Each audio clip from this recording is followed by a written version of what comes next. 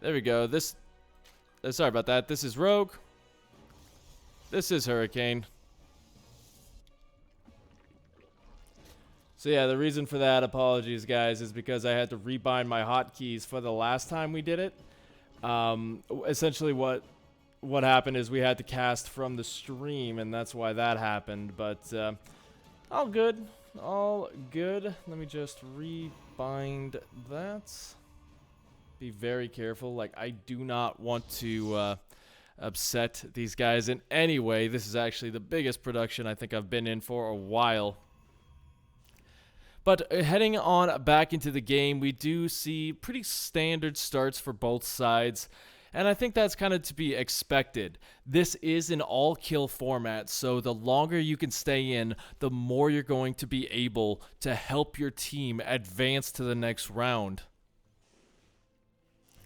So we do have the spawning pool coming in. The probe is still just trying to get confirmation if there's any sort of tricky shenanigans. And, you know, just to be a little bit annoying on this side of the map. And you know what? I think that's kind of fair just with how short the rush distance is.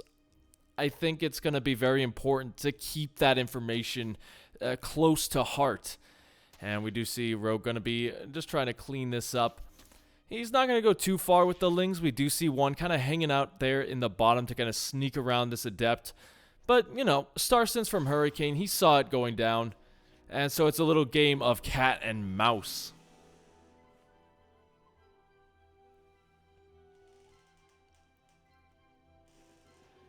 And so from here we do have that Stargate coming on down. So with the Stargate...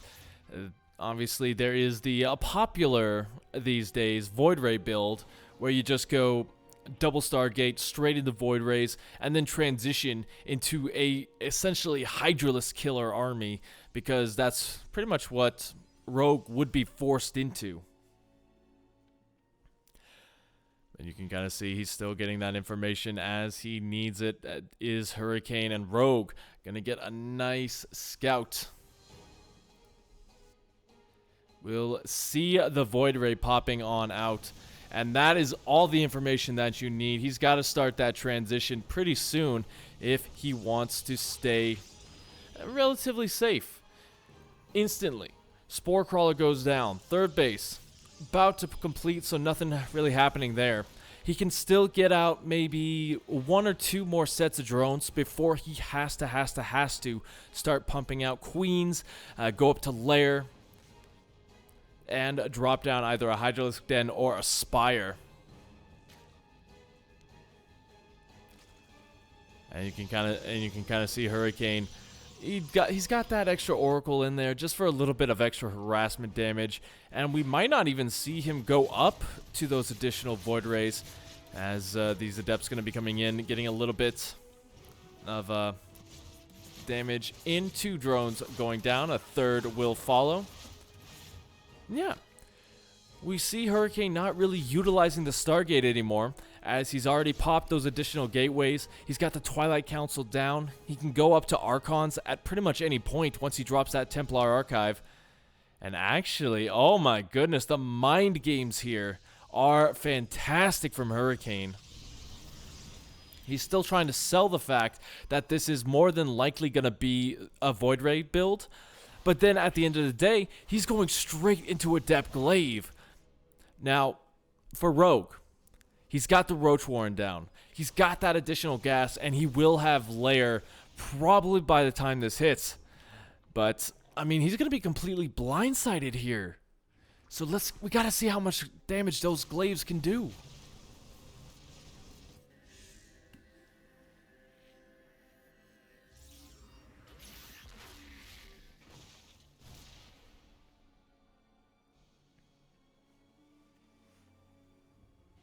Now, I like that kind of move with the Oracle as well, just kind of getting in there and denying some of that mining time. But he's got to be careful because the wall has been breached. And even though he doesn't get any damage with that, that is all the information that he needs. The Queens are so far out of position. Oh my gosh, it's choking me up inside. to be granted, there are plenty of roaches out to help deal with this. The Immortals should start up pretty soon. And Rogue is ready to pounce. He's got the Queens in position. Can he close things out? Because if not, he is setting himself pretty far behind. Good transfuses to start things off. And the Void Ray will fall. So now Hurricane has to make the decision. Does he fully defend this base, or can he afford to sacrifice it? I think the answer to that is no. But as the probes start to fall, I think that's a little bit out of his hands now. He has to engage with how much time he has committed into this. The Biles go down, crushing through a lot of that sentry, those sentry health, and now he's getting surrounded on both sides. Looks like that Immortal in the backfield, though, is still just pile driving away on everything that he can get his grubby little Immortal hands on. And Hurricane will, at the end of the day, hold this. Very good start to this game, although he does lose the third. Okay, it looks so good until that exact moment right there, when I'm sure you can hear Hurricane's heart break.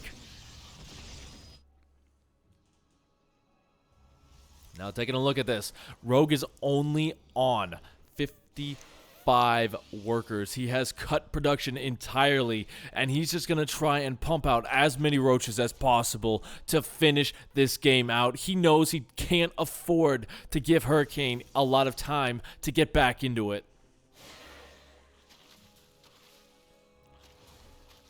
Now, these Adepts are also going to be pretty annoying. Cancels the shade, so that does mean 2 of them will go down. But yeah, now without that Adept cover, he's going to have to really focus on that Warp Prism Micro in order to make this work.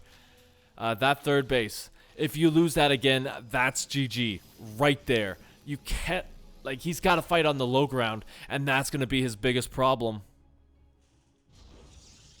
The Ravagers morphed on in, so those force fields are not going to be too long for this world. He's trying to bait him in. Before getting the force fields, the Ravagers do get cut off for just a second, but there's just not enough energy in the world to take care of this. Good Prism Micro, going to keep those Immortals alive for as long as possible. He loses one of them, however. And as that health goes down, they just can't really fight. He has that high ground advantage because he sees the he sees everything with the Overseer. Trying to pick up the Immortal, and he can't do it because his Prism was full. Now the shield battery is under fire, but that's going to run out of energy pretty soon. And yeah, I think this is just a really methodical push here from Rogue. If it ain't broke, don't fix it. Tons of roaches coming in, and he puts his team on the board. An exceptional start for 3AB, and that does mean that Rogue will be coming on back for the next game. But who will the comfortable Protoss world be going up to fight him? I think Hurricane was the strongest player to really send against him. Maybe Stats is going to be the next best option. And the reason I say that is okay, never mind. Stats is the better player here. I took a look at the roster, but yeah, Stats should be able to clean this one up. But the question is, do you send out ZOUN instead? I'm not sure the kind of rules for sending people out, but we'll have to see, as we are going to be just checking, hanging out in the lobby. And I hope you guys are having an amazing day. Like, I know I am. I get to wake up, I get to cast some StarCraft 2, and such a good event as well. Like, even just taking a look at the rosters for everyone involved, some of the top names, as well as some old favorites who haven't really been around for a while. You know, we've got Young hanging out on We're Reserve Forces, and then you have Nightmare. That's a name I haven't really heard at the top for a while.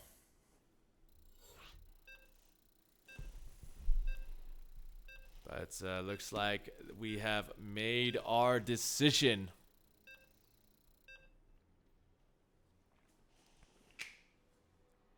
As it is going to be exactly as you predicted, Zeiss. It is ZOUN versus Rogue.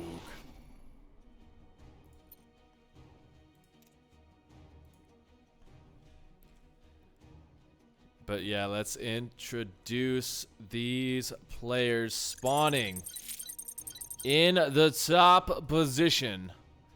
Give it up for Alpha X's own ZOUN.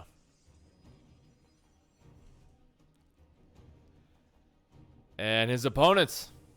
He is up 1 game in the series.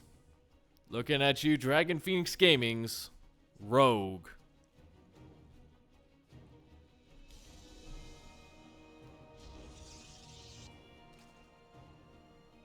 Okay, so taking a look at this game. Obviously, we're on Jaganantha, so it's a much larger map with a short rush distance, and that is going to be the key indicator that the series is really going to be looking at. As we've seen Rogue, I think he just wants to stick with those aggressive, maybe not necessarily all in, but very aggressive pushes with the roaches, with the lings, with the queens. Because if he does that, he's going to be able to put ZOUN and really Creator as well into a very uncomfortable position that they might not really feel the best playing against. So to that effect, I think that's going to be the best way to go about it, because I don't think Rogue really wants to go into that late game situation where there's a very heavy Protoss air army. You're having to deal with all of the harassment going around with the zealots, with the storms, with pretty much the kitchen sink. And to that effect, yeah, right now everything is looking pretty normal to start things off. Just going to get those queens and the lings out. And that Overlord is really, really happy to be right there, because he can see pretty much everything, and he gets a good confirmation that Warp Gate has started. Not the biggest of deals, but still good to know that he's putting his gas towards that, which means that any follow-up tech like a Stargate is going to be a couple of seconds late.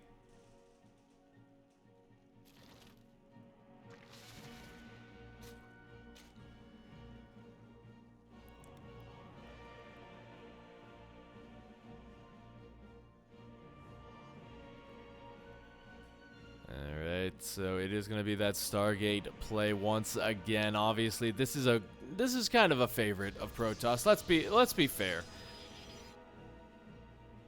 But the big question is he actually going to kind of commit to the Stargate with the Void Rays this time? Obviously, Hurricane, he had the right idea. It was a very tricky mind game that could really pay off well. But, you know, Rogue, just keeping with his same style, was able to deflect it just because he already knew what he was going for. And, yeah, he didn't care about that transition as much. Now we do see the Void Rays going to be coming out. The first one is popping, and he does get the second one queued up. So let's see if he throws down that additional Stargate.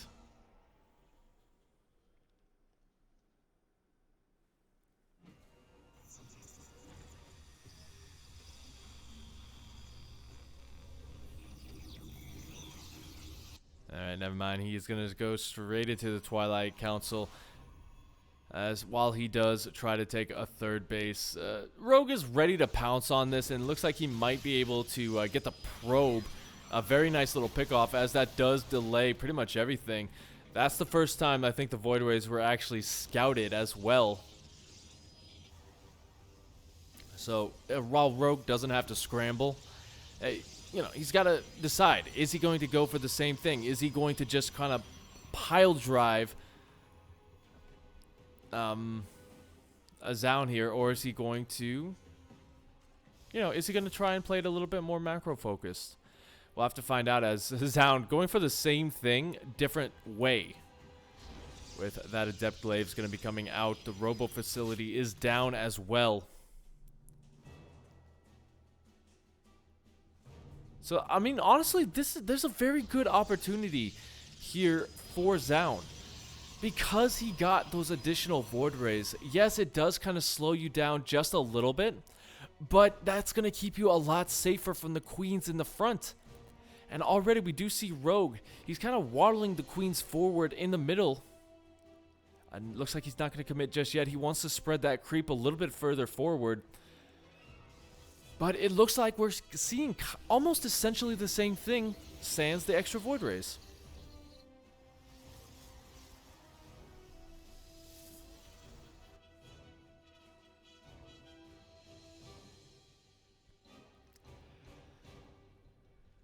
Additional queens coming out. Glaive just about finishing up, and I think that's once that War Prism hits, that's going to be the big catalyst for this attack. We see a pretty good spread on the Void Rays, just kind of keeping as much information away from Rogue as possible. But here we go. The Adepts are going to be shading forward. The Void Ray is going to be joining them. 9 roaches on the production tab for Rogue, but will it be enough is the big question. This queen caught out by itself. Worst time for a little soul stroll. But now the Adepts are going to be engaging in the front. The Void Rays are being pulled back. Focus firing down. The highest energy queen will get one of them, but a Void Ray will suffer the cost of that. And now ZOUN are going to have to kind of rotate around with these units. He lets the Shade finish right on top of the roaches, so not going to get as much damage as he might hope. And now Rogue, once again, he's cut drone production on 62. And he's just pumping out tons of roaches, getting that +1. And it looks like these queens are going to be going for a very big attack.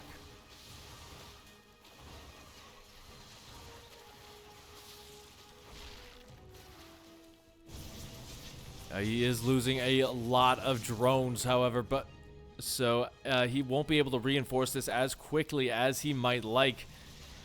We don't see any Immortals popping out just yet. There we go. First one is there.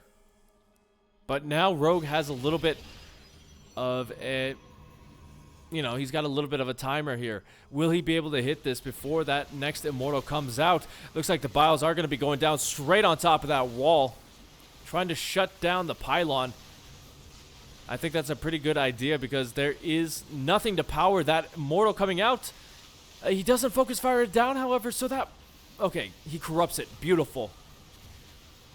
And now the army is locked out of the natural. There's trying to fight over here at the third base. The shield battery has been popped, but that will go down. Oh, man, this is just not looking good for our Protoss buddy here. As Rogue going to be clamoring its way to a very quick 2-0 victory. GG is called.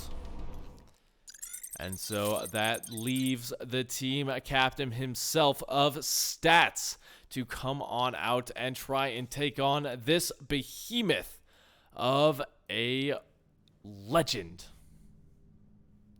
I have no idea why I'm so low. There we go. And I'm telling you, this Rogue is looking absolutely fantastic tonight. With his gameplay. Let's hope that he can keep it up. Unless you're a Stats fan, then you do want him to kind of stumble here, as Stats is going to have to get the full-on reverse sweep in order to keep his team alive. Yeah, I totally realize that wearing a tie might not be the best situation when you're completely covered by your boom mic.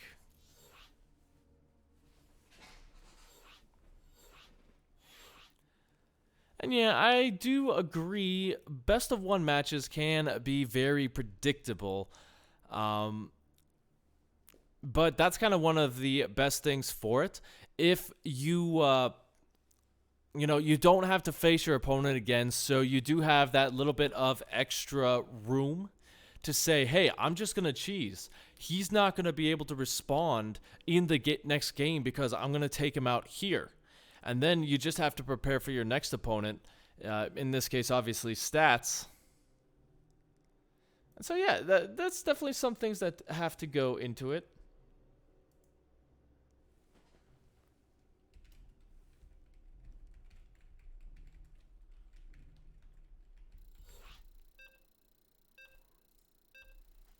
But looks like we just got the go-go straight up from stats. And we're going to be going into Death Aura for our potentially last map. Now, a comfortable Protoss world, they certainly need to bring it back. They have to start bringing in some of these map wins if they want to stay in contention. They are currently sitting at 0-1 with a 1-3 map score. And so let us see if they can pull it off with this guy down here in the bottom position playing for the Afrika Freaks. Give it up for stats.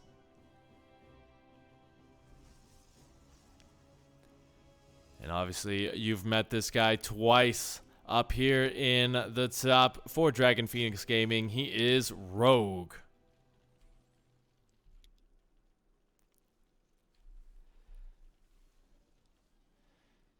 So yeah, currently 3AB is also sitting on that 0-1 map score. But if Rogue can kind of close that out, it's going to be a fantastic upset as they will jump up to that 1-1.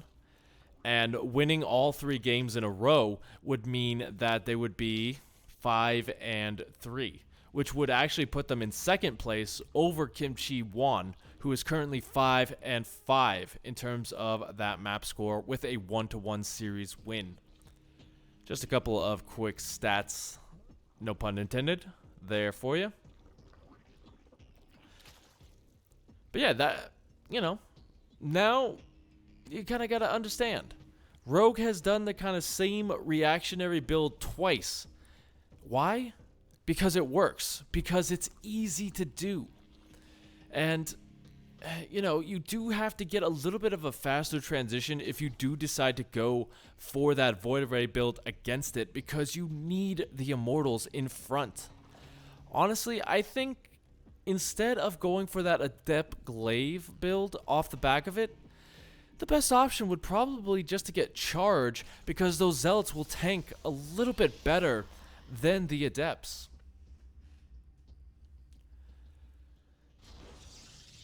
Rogue is just going to get in here, gets a little bit more information as to what's going on in the front. He sees the Nexus going down, so he knows there's going to be no one-base shenanigans. There's obviously no Forge in his natural. And yeah, Stargate once again. I feel like at this point, these guys probably talked it out. It's like, hey, you guys want to do the same thing? And all they said was, okay.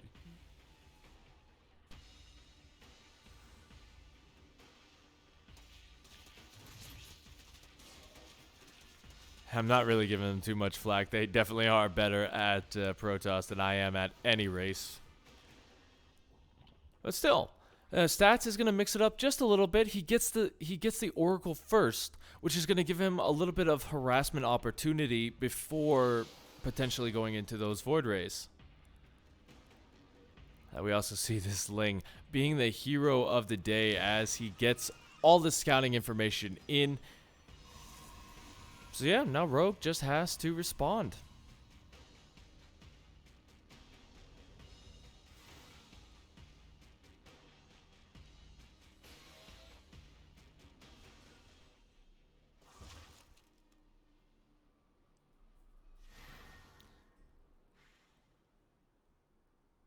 There you go. Void Ray into those additional gates. He's got 3 of them right now. I think that's the 4th.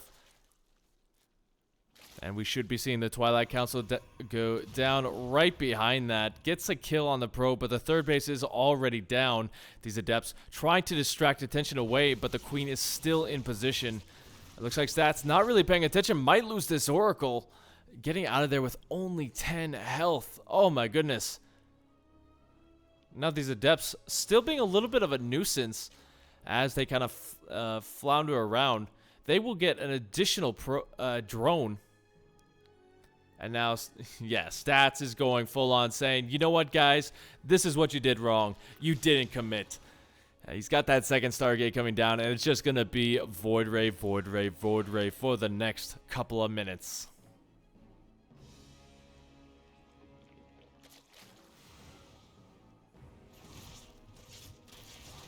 Oh, look at that. Even going to just get in here, gets a couple of additional kills before getting taken down. That last shade not gonna finish. I don't think he's very unhappy with that, because now Rogue's got to make that decision. Is he going to try and commit to that big attack once again? I think on Death Aura the answer is it's complicated, because the rush distance, it's still a big windy road even with the acceleration zones. So it can be a little bit harder to get those queens out. And honestly, that creep spread is not as potent as it has been in the last couple of games. And I actually think, like, yeah, how many queens does he have? He's only got 5 at this point. So he hasn't been spreading that as well as he probably should. A good Ling run by, though. Going to get 5 probes. That's very, very nice.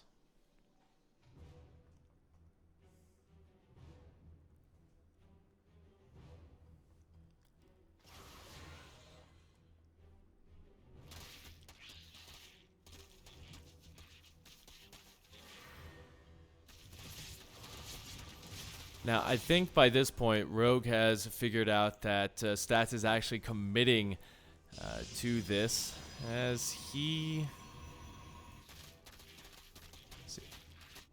Okay, so he hasn't gone in to see that additional Stargate come down, but, I mean, at this point, he hasn't seen the glaives come across the map. He hasn't really seen any sort of like, kind of transition.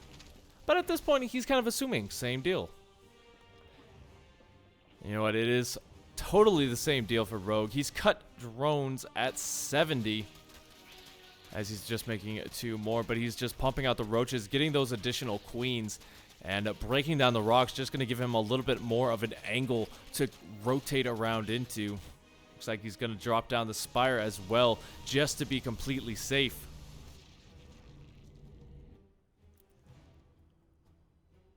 And here we go.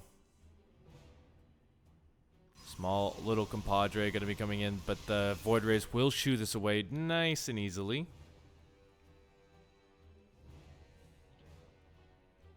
I think, honestly, if he decides to go for mutas off the back of this spire, that would actually be a very deadly attack for him, because there's not really a lot that shoots up. He will have a couple of Archons, but at the same time, Archons are good, but you're not really going to have a lot of them by the time this finishes up. The Spire, oh my gosh. That is just asking to get sniped.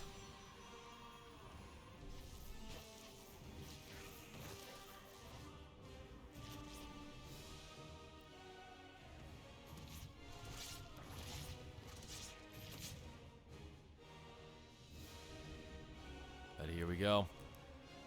A lot less committed out of Rogue. This is kind of just a little bit of a feint while he gets the 20 Mutalisks out.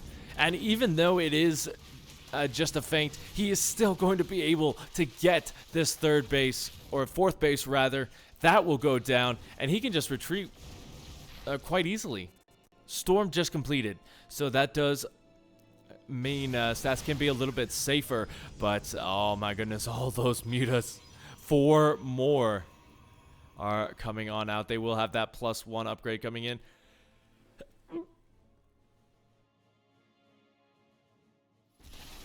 Sorry about that. But yeah, there you go. This is really the first time Stats is seeing this. The Voiders are going to be forced into the main base to help defend. 18 workers going down, however. Looks like he is getting a little bit deflected on the left side by a small roach run by.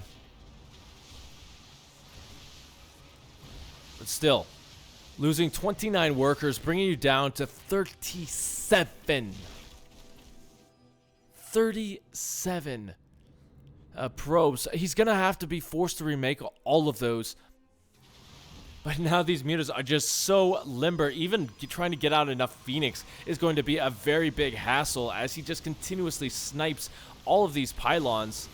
Force field's going to be going down, trying to zone them out. But now it's kind of this little seesaw attack. You've got the mutas on the right side. You can attack on the left side because there's not really that much holding down the fort over there.